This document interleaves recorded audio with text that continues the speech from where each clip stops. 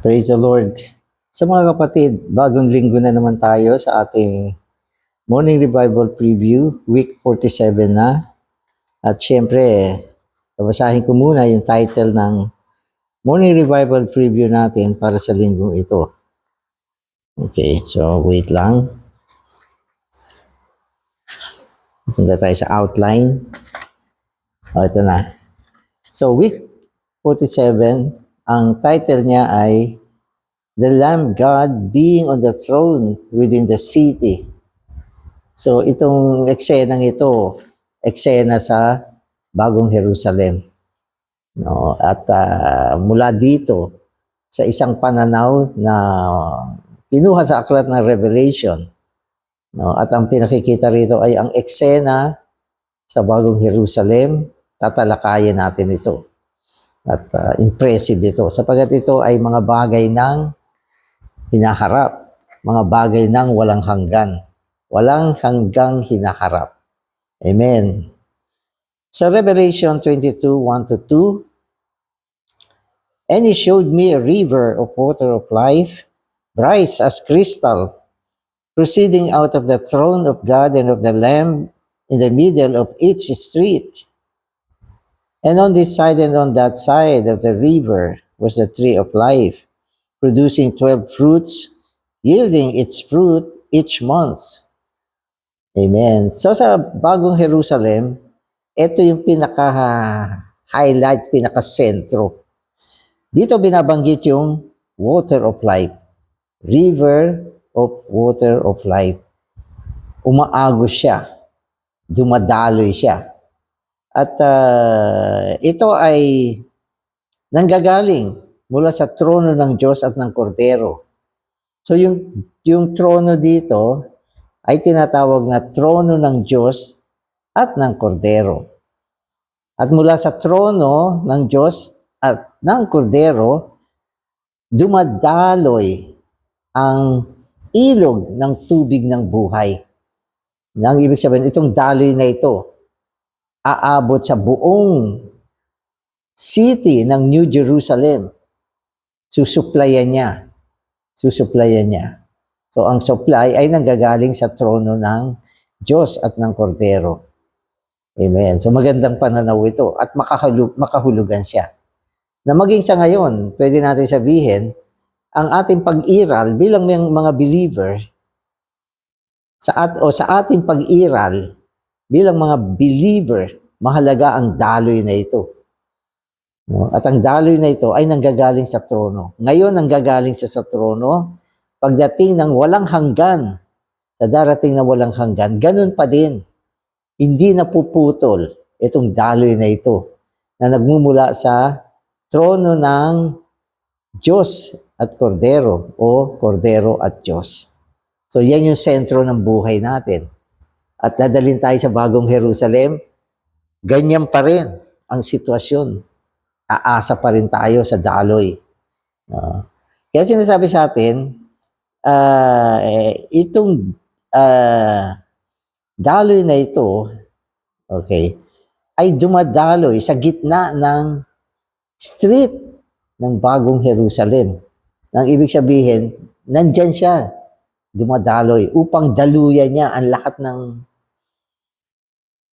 buong city ng Bagong Jerusalem, na binubuo ng lahat ng mga natubos na mga tao ng Diyos.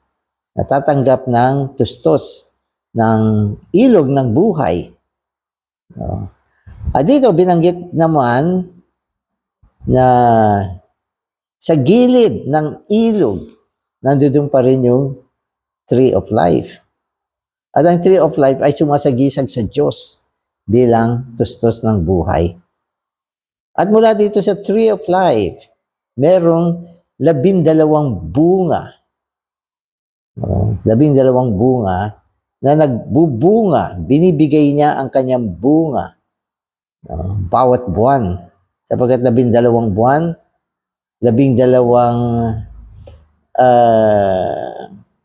uri ng bunga. So hindi natin masyadong maisip itong mga sinasabi rito. Basta ang mahalaga, merong ilog ng tubig ng buhay na nagmumula sa trono ng kordero at ng Diyos. Ang mahalaga, sa isang panig ng bagong Jerusalem, nandiyan pa rin ang punong kahoy ng buhay na namumunga ng 12 bunga. No? At ito ay isang bunga bawat buwan, isang uri ng bunga bawat buwan. So lahat ito ay mga tustos ng buhay. The Lamb with God is on the throne within the city. On this throne, God and the Lamb will not sit beside each other. Instead, God in Christ will sit on the throne. We know this because God as the light will dwell in the Lamb. As the Lamb, just as the light and the lamp are one unit, one entity, God and the Lamb are one entity. Kasi yung throne iisa lang eh. Pero sinasabi sa atin na ito ay trono ng kordero at ng Diyos. Pero isang trono lang yan. So, ang sinasabi rito, hindi naman sila umuupo dyan na magkatabi. Sapagkat kung magkatabi, literally, dalawa sila. So, hindi ganon. Kundi ang formation na sinasabi sa atin, kasi ang Diyos dito ay sinasagisag ng Ama, at yung Lamb, sinasagisag ng anak. O, di ba? At yung trono ay trono ng Ama at anak. Trono siya ng God and Lamb. Pero ang mas magandang paglalarawan dito, pwede natin sabihin, ang Diyos ay nakikristo. At diyan ang pag-upo nila dyan. Hindi sila magkatabi, kundi yung Diyos nakikristo. Kasi si Kristo ay ang embodiment ng Diyos eh. Ng tres-unong Diyos. Pag sinabi mo kasi si Kristo ang pagsasakatawan ng tres-unong Diyos, yung tres-unong Diyos, Ama, Anak at Espiritu, siya ang kinatawan, pagsasakatawan. Nasa Kanya yung Ama, Anak at Espiritu. Okay? At nagiging isa sila. No? Kaya pag sinabi natin yung term na ang Diyos ay nakikristo, ibig sabihin, ang Diyos at si Kristo ay iisa. Kaya isa lang ang nauupo dyan. Ang Diyos na nakikristo. At ang magandang paglalarawan dito, yung sinasabi natin na ang Diyos bilang liwanag ay nananahan sa kordero. So, ang Diyos ay hinahayag o sinisimbolo ng liwanag. At siya ay nasa kordero na sinisimbolo naman ni Kristo. Na ang ibig sabihin dito, ang liwanag na Diyos ay nandun sa ilawan. Lamp.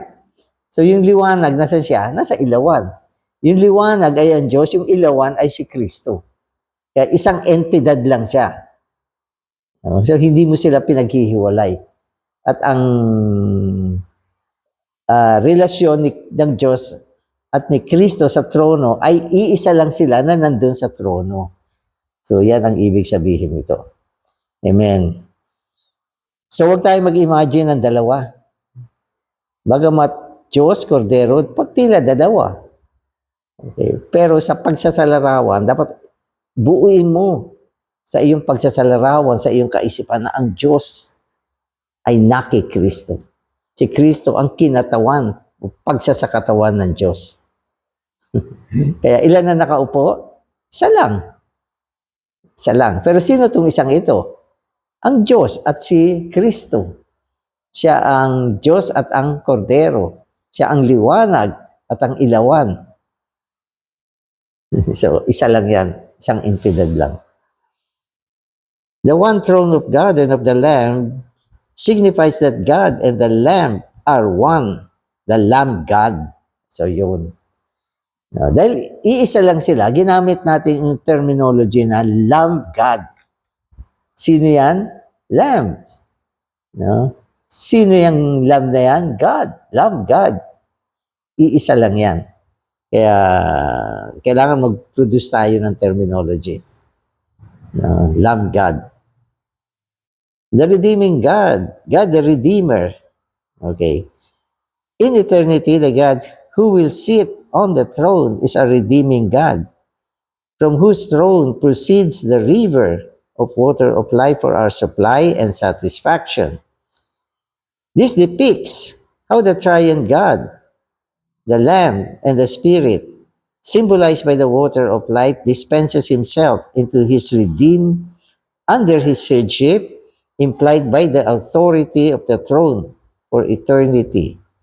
Amen. So yung river of water of life, sumasagisag siya sa tres unong Diyos na dumadaloy. So ano ba itong river? Of the tree of life, river of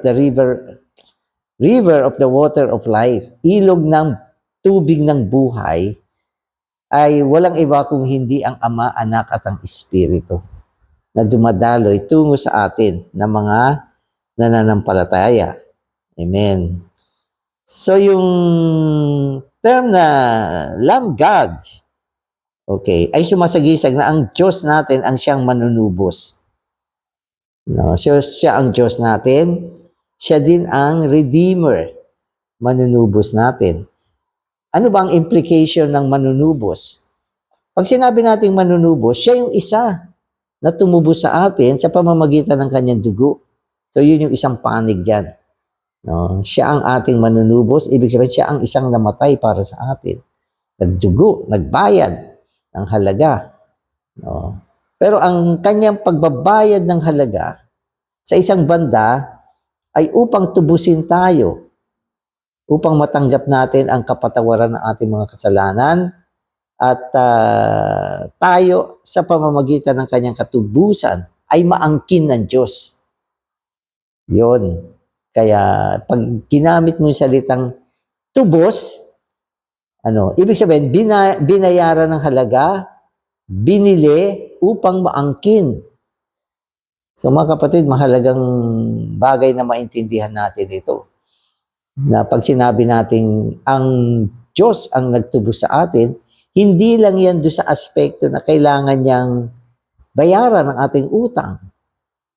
O kailangan niya mamatay para sa atin upang siya yung maging kahalili natin. At tayo ay ma-spare mula sa walang hanggang kaparusahan o kamatayan. Merong ganyan. Merong ganyan.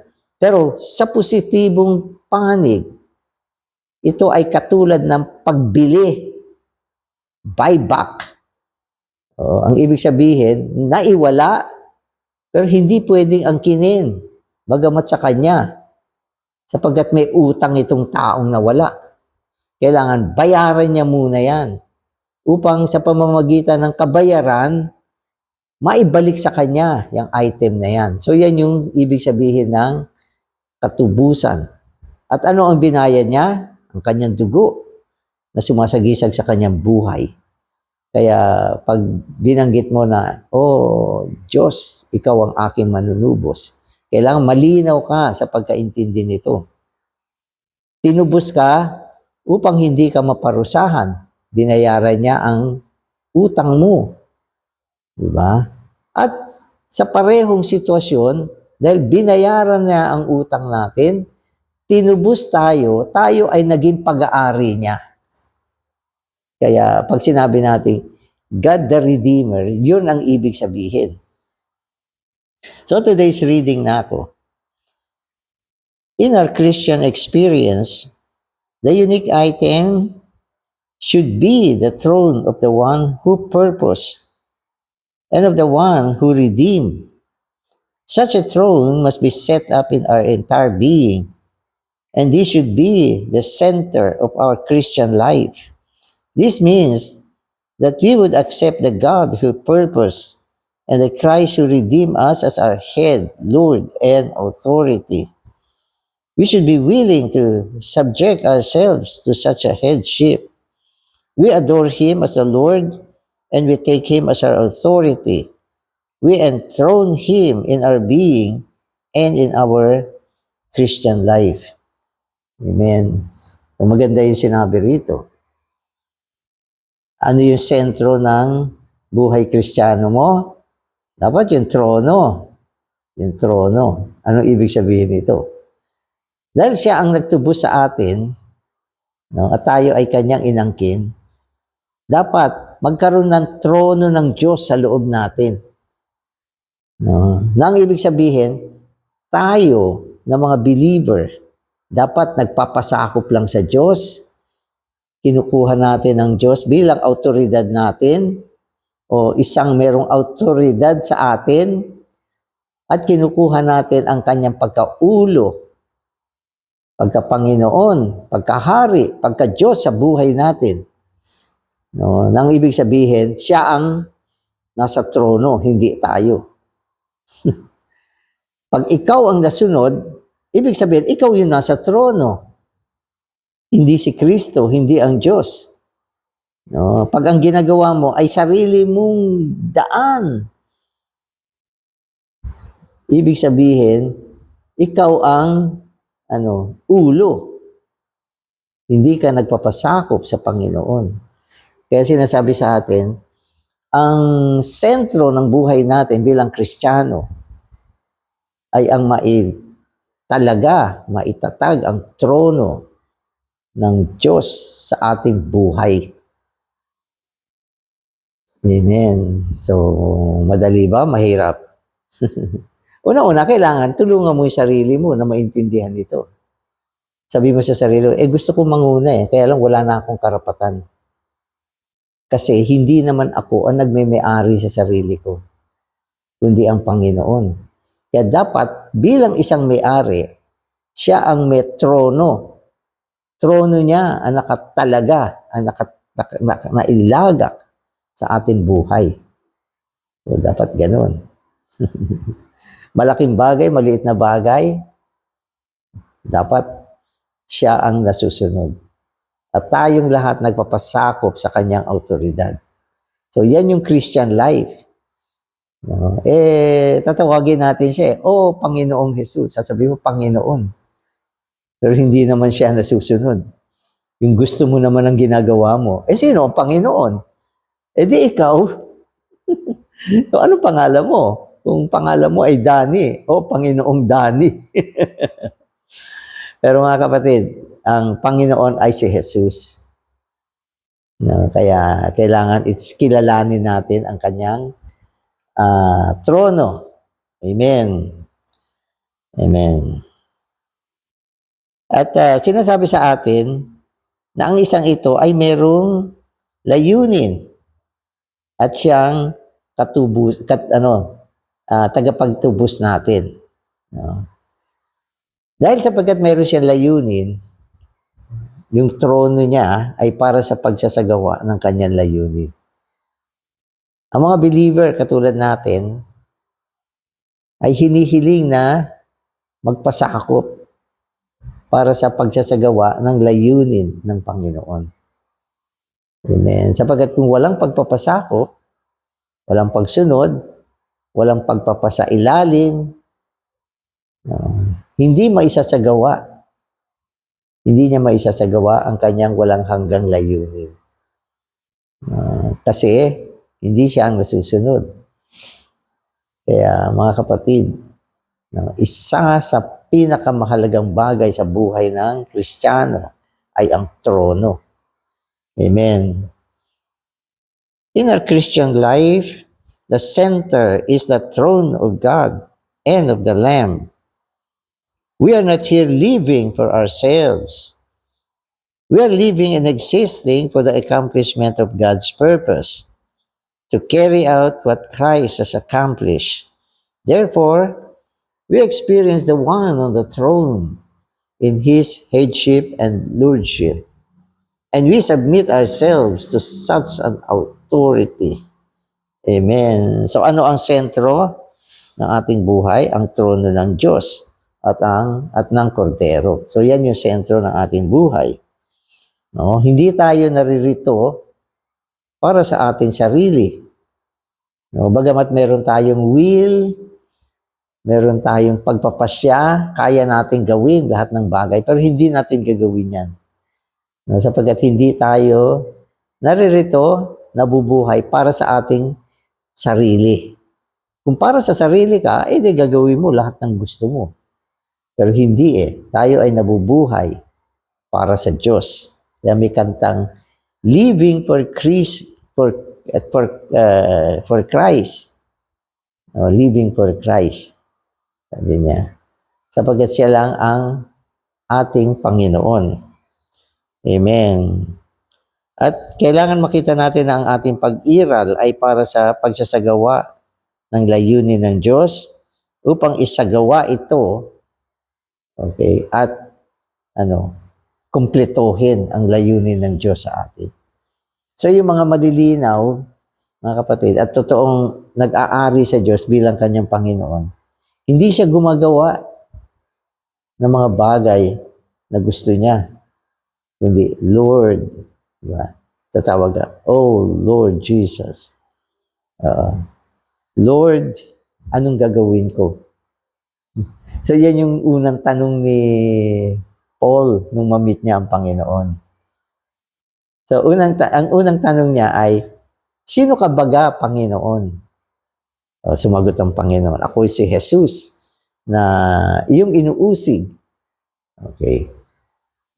Pagkatapos niya, sabi ni Paul, anong gagawin ko, Lord? So ibig sabihin, nung tinawag niya ang Panginoon na Lord, mula sa araw na yan, si Lord na ang nasunod. At ang gagawin niya ay kung ano ang gusto ng Panginoon. Amen. Amen. In our daily life, in our family life, in our marriage life, in our business life, and in our church life, the center must be God's throne. Everything should be subject to His headship. So, anumang light meron tayo, daily life, araw-araw mong buhay, sasalita ka, pumipili ka, kumakain ka. Ano dapat yan? Dapat ibigay natin ang ating sarili at magpasakop tayo sa kanyang pagkaulo. Di ba? Family life, ganun din. Lalo na kung ikaw ay isang brother, ikaw ang head of the family, malaki ang responsibilidad mo. Dapat yan sa family life na yan, itayo mo ang ulo ng Panginoon, ang kanyang trono sa pamilya mo. Huwag mo itayo yung sarili mong trono sa pamilya mo. Huwag mo sabihin na, ako ang lalaki, ako ang tatay, ako ang asawang lalaki, ako ang husband, eto ako, lahat kayo susunod sa akin. ikaw na ang trono sa pamilya mo, ay trono mo. Pero wag, Panginoon, ayokong umupo sa trono. Ibibigay ko pa rin sa iyo ang trono dito sa pamilyang ito. Sama-sama kami. Hihikayatin ko ang aking asawa, ang aking mga anak, ang aking mga apo, at lahat ng mga tao sa bahay na ito na sumunod sa iyo at ituring ka bilang Panginoon namin. So ano mangyayari pag ganyan? Palagi kayong mananalangin. Sapagkat sa pamamagitan lang ng panalangin, pwede natin makausap ang Panginoon. Pwede natin siyang tanungin. So, kapag ganyan ang sitwasyon sa pamilya, merong tronong nakatayo sa gitna ng pamilya. Ay, naku, ang buong pamilya na. Panginoon, nananalangin sa anak, sa anong course bang kukunin mo? Tatay, magtanong muna tayo doon sa trono kung ano. Pero kadalasan yung mga magulang, ay, mag-doktor ka. Ay, mag-nursing ka. Yun ang gusto ko. Yun ang pangarap ko noon. Hindi ko lang natupad. Ikaw ang gumawa. So, ikaw ang may trono. Diba? Kaya maselan to pag-ingatan natin yung mga sitwasyon na ito. Amen. So, ganun din sa business life. Ako, lalo na yan. Church life. Ang dami nating mga pamumuhay. Amen. All of us have experienced that whenever we would subject ourselves to this headship, we immediately sense something full of God's riches flowing within us. This is the flow of the triune God as life, the life supply and everything to our being. So maganda yung sinabi rito. So sabi niya, kapag tayo, okay, kinukuha natin si Kristo, nagpapasakot tayo sa kanyang pagkaulo. Alam niyo kung anong resulta? No, magkakaroon tayo ng isang puspos na kayamanan ng Diyos na dumadaloy tungo sa atin. So, ibig sabihin, resulta siya. Resulta siya. Hindi mo siya kinukuha o hinahanap. Ang ginawa mo lang, nagpasakop ka lang. Kinuha mo siya bilang ulo. Anong binigay niya sa'yo? Daloy ng buhay. Daloy ng tres-uno Diyos. At yan ang kayamanan ng Panginoon. Dinadaloy niya kung tayo ay nasa posisyon ng pagpapasakop, pagpapasailalim, pagsunod, pagkilala. Nagre-resulta ito ng daloy ng kayamanan ng Diyos, ng tres-unong Diyos. At ang daloy na ito ay daloy ng tres-unong Diyos bilang buhay at tustos ng buhay upang maging lahat-lahat sa atin. According to our daily experiences, we Christians should experience the flow of the Divine Trinity every day. Every morning after rising up, we need to say, Lord, thank you for a new day. For me to take you as my Lord, I subject myself under the headship for the whole day. Lord, set up your throne in my life. Set up your throne in the center of my being. Lord, bring my whole day with my daily life under your throne. Amen. So ito pala yung dapat na buhay natin mga kapatid, araw-araw. Sa pang-araw-araw nating karanasan, dapat meron tayong karanasan ng daloy ng Dibinong Trinidad sa buhay natin. So bawat umaga, bawat araw-araw, no, lalo na pagkagising natin sa umaga, pag rise up natin, dapat mahagilap mo na itong daloy na ito. Itong daloy na ito. So nabubuhay tayo sa daloy. At ito ang ekonomiya ng Diyos, ang ibahagi ang kanyang sarili tungo sa loob natin, at itong binahagi niya ay naging isang daloy sa loob natin. No? Sa aklat ng John, sinasabi dyan, ito ay isang pagpapahid. Yan ang paggawa ng Espiritu. Pero sa aspekto ng ilog ng tubig ng buhay, ito ay isang daloy na nararamdaman mo. Ibig sabihin sa pamamagitan ng daloy na yan, meron kang kasiyahan na wawala ang iyong kauhawan, meron kang kagalakan, meron kang kasariwaan, meron kang laging damdamin ng Diyos sa loob mo.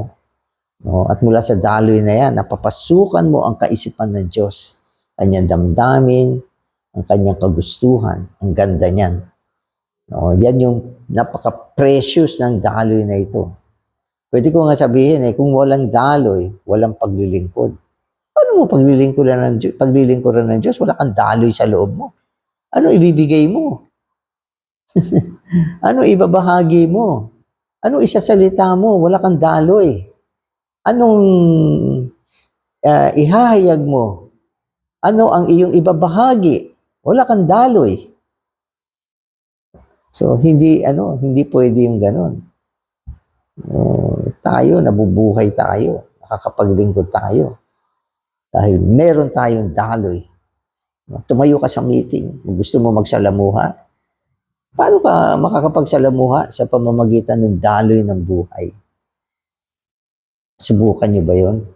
Minsan, sa pagtayo ko, hindi ko agad alam ang sasabihin ko. Ramdam na ramdam ko, may dadaloy yan. So yung pagdaloy na yan, magbubunga ng salita. Salita. Na isasalita sa mga kapatiran. Pag sinalita mo yan, yung daloy na nasa loob mo, dumadaloy din tungo sa loob nila. At nagiging tustos siya ng buhay. sa mga kapatid. At mula sa daloy may liwanag. Mula sa daloy may kasariwaan. Mula sa daloy mayroong tustos ng buhay. Ang tres unong Diyos na ibabahagi, nabubusog ang mga tao, nasisiyahan, nakukontento. Hindi yan doktrina.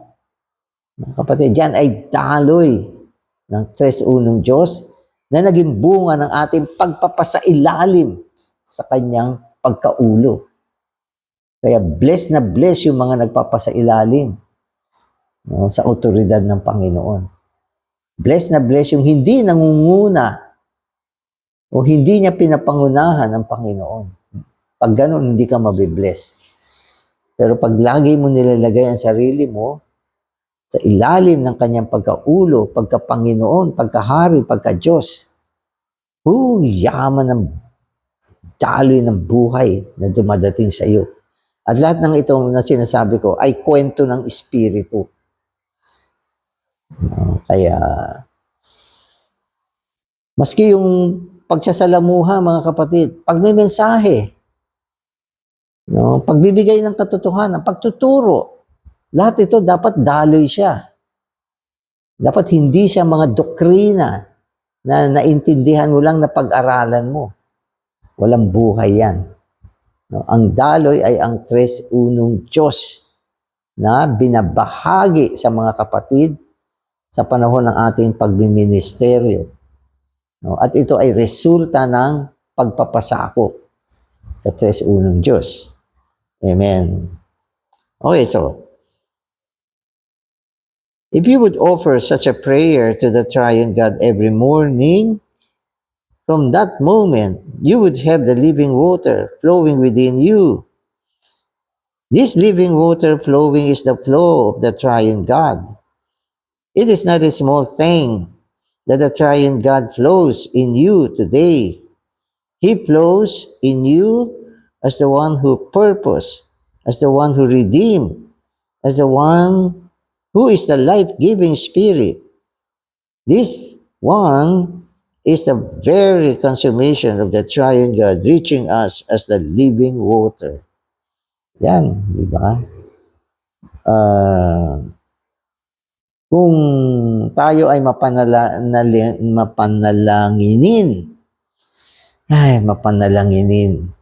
sa ating tres unong Diyos, at ikaw ay isang tao, na umaasa lang sa Kanya, nagtitiwala, naghihintay, at inaantay ang Kanyang paggawa, pangunguna sa buhay natin.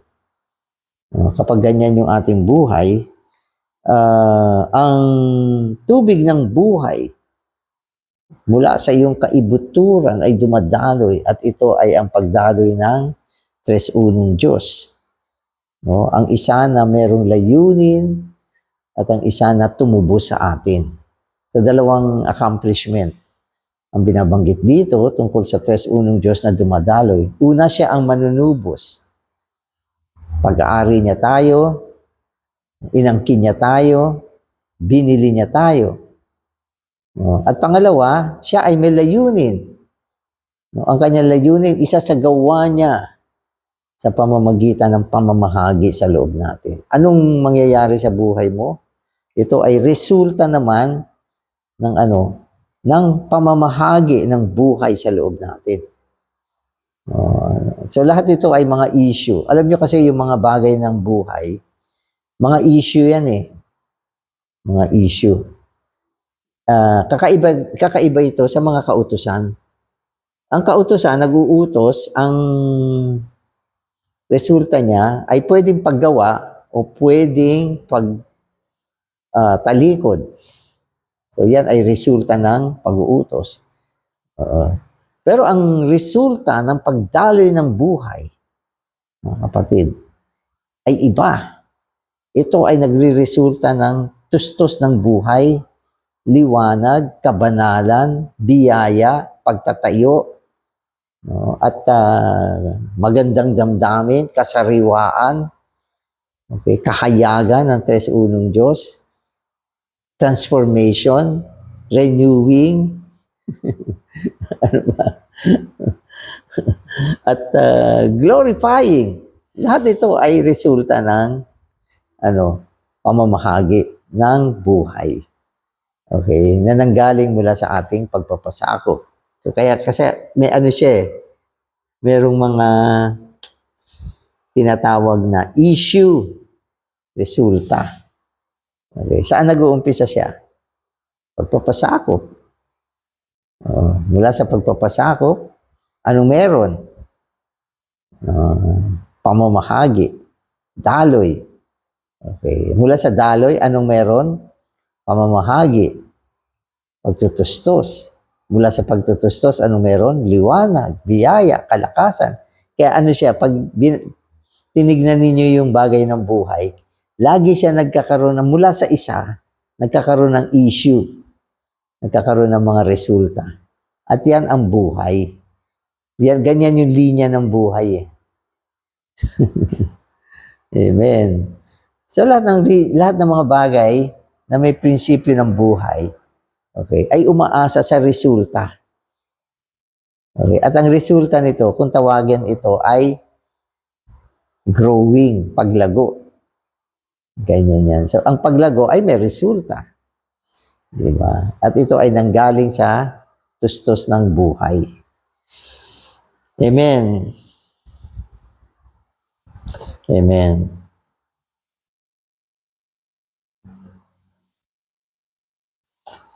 This very God who is in us is the source of life. The throne of God and of the Lamb should be the center of our being. In the meeting, we may say that the throne is in us, but many times when the sisters go shopping, the throne is thrown away into the heavens. Yung mga sister kasi mahilig mag-shopping. So madalas, kaya sila nagsha-shopping, sila ay nabubuhay sa sarili, hindi sa trono. Yan yung hindi maganda. Sabi, ano masama sa shopping kung marami naman akong pera? Wala naman masama dyan. Hindi mo naman ninakaw yan. Pero ang tanong, ikaw ba ay nasa ilalim ng trono ng Panginoon? Kung ikaw ay nasa ilalim ng trono ng Panginoon, alam mo kung paano mo gagamitin ang iyong salapi. Yan ay magkakaroon ng isang direksyon mula sa trono. Amen. So ito naman. The brothers also need to ask themselves if they have the throne of God in them in doing business. Who is our Lord, head, and authority in our daily life? Many times, even in small things, such as buying a tie or a pair of shoes, we would not let the throne be in our heart. Amen. So nakakalungkot, di ba? Kung minsan tinuturing natin yung mga bagay na maliliit na item lang ito. Bibili lang ako ng tie, kurbata. Ano bang uso ngayon? Ano bang bagay na kulay? So walang trono. Ang ibig sabihin, kung may trono, hindi ka mangunguna. Panginoon, anong gusto mo? Panginoon, anong itsura ng kurbata ang dapat na isuot ko? Kung minsan, tanong ka ng tanong, sabi ng Panginoon, huwag ka nang bumili. Dami mo ng kurbata. Ayun pala. So, mga kapatid, mula ngayon, kung hindi pa naitayo yung trono sa buhay mo, itayo mo na ngayon. Amen. Salamat, Panginoon. Ikaw ang isa na nakaupo sa trono, ang Kordero, ang Diyos. Salamat sa mga pangitain na ito. Salamat sa araw-araw. Hindi kami ang mabuhay. Hindi kami ang gumawa. Hindi kami ang masunod.